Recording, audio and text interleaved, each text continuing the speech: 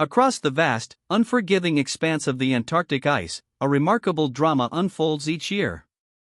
Emperor penguins, having nurtured their young in the continent's harsh interior, prepare for an epic return to the sea. It's a journey fraught with peril, demanding immense endurance, but what truly captivates observers is their unwavering precision. How do these creatures, without maps or calendars, consistently identify the exact moment to begin their long march back, a decision paramount to the survival of their lineage? This extraordinary timing isn't a mere coincidence, it is a fundamental aspect of their existence, an innate biological imperative etched into their very being. Every fiber of their physiology and every environmental cue around them contributes to a complex system that orchestrates this critical departure. It dictates not just when they should leave, but ensures their young are ready to face the ocean's challenges. The stakes are incredibly high, as missing this narrow window can mean the difference between life and oblivion for a new generation. For months, emperor penguins endure extreme conditions far inland, establishing their breeding colonies on stable sea ice platforms. This choice offers some protection from coastal predators and provides a solid foundation for their eggs and chicks. However, it also means a tremendous distance separates them from the ocean, their only source of food. The initial journey inland, and the long vigil of parenthood, drain their energy reserves, intensifying the urgency of their return to the bountiful waters. The breeding season is a period of immense sacrifice. Adult penguins fast for extended periods, relying on stored fat to survive and feed their rapidly growing chicks. The young birds are born vulnerable, covered in down, and entirely dependent on their parents for warmth and nourishment. As the chicks grow, their demand for food escalates dramatically, putting increasing pressure on the adults' dwindling resources. This intensive rearing period is a race against time, culminating in the chicks' readiness for independence. The single most crucial factor dictating the timing of the journey is the readiness of the chicks. They must grow their waterproof adult feathers, shed their down, and build sufficient fat reserves to survive in the frigid ocean and forage for themselves. This transformation doesn't happen overnight, it requires a specific developmental period. The window for successful fledging is precise, and the adults instinctively monitor their offspring's progress, knowing that an early departure spells doom for an unready chick.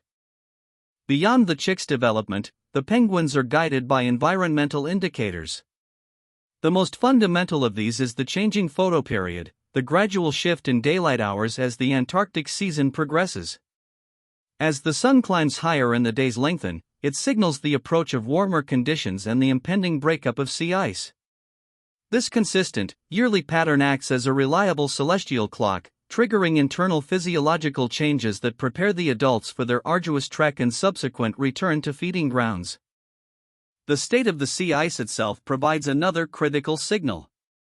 As temperatures rise, the vast sheets of ice that once locked the coastline begin to fracture and melt, opening up vital water channels and polynyous areas of open water surrounded by ice. These openings are not just pathways, they signify access to the abundant krill and fish populations that thrive beneath the surface. The sight and feel of the ice breaking up serve as an unmistakable cue that the ocean, and its sustenance, is once again within reach. Internally, the penguins undergo significant transformations. Changes in hormone levels, driven by the increasing daylight and the chick's maturity, prime their bodies for the journey. Their metabolism shifts, preparing their energy systems for the long, strenuous march. This is a complex biological orchestration, ensuring their physical condition is optimized for both the trek and the subsequent intense foraging required to replenish their depleted stores. Their bodies are naturally programmed to align with these environmental rhythms. By the time chicks are ready, the adult penguins are often at their leanest.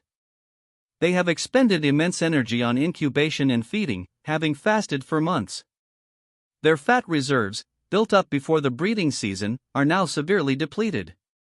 This profound energy deficit becomes a powerful internal driver, an urgent signal that the time to return to the sea for sustenance is now critical. The pangs of hunger, combined with the other environmental and physiological cues, coalesce into an undeniable command to move. While individual penguins respond to these cues, the departure is often a collective event. thousands of penguins may begin their march almost simultaneously, forming long, winding columns across the ice. This synchronized movement isn't just a matter of coincidence, there's a practical advantage. Moving in a large group offers safety in numbers, deterring potential predators like skuas and giant petrels who might target stragglers or vulnerable young. It's a testament to a shared, intrinsic understanding of the optimal moment. The timing of the march is also influenced by the presence and activity of predators. On land, young chicks and weak adults are vulnerable to opportunistic birds like skuas and giant petrels. The relatively safer environment of the open ocean, despite its own challenges, offers a refuge from these specific terrestrial threats. Therefore, making the journey while conditions are still viable, but before terrestrial predation becomes overwhelming, is another factor reinforcing the precise timing of their departure. Missing this critical window carries severe consequences. Delaying the journey means facing ever harsher winter conditions, with dwindling daylight, extreme cold, and intensifying blizzards. The sea ice could thicken, making access to the ocean impossible, trapping them far from food. For the already weakened adults and their fledgling chicks, such conditions dramatically increase the risk of starvation and exposure. The penalty for misjudgment is absolute, reinforcing the necessity of their precise, timely departure. Conversely, a premature departure is equally perilous. If the adults were to leave before their chicks are fully fledged, the young would perish without their waterproof coats, sufficient fat reserves, or the swimming skills needed to survive in the frigid ocean. Harsh weather or incompletely melted ice could also make the journey itself too difficult or dangerous. This delicate balance highlights the absolute necessity of hitting the exact moment, not too early, not too late, for the success of their entire reproductive cycle. Ultimately, the destination is the ocean, a world brimming with life and the vital sustenance these penguins desperately need. Rich in krill, squid, and fish, the Antarctic waters represent renewal and recovery after months of fasting and toil. The promise of this abundant larder pulls them towards the coast, guiding their path across the vast icy plains. It is the ultimate reward for their monumental efforts, a place where they can regain their strength and prepare for the cycle to begin anew in the coming season. The journey back to the sea is not merely a decision, it is a profound physical undertaking.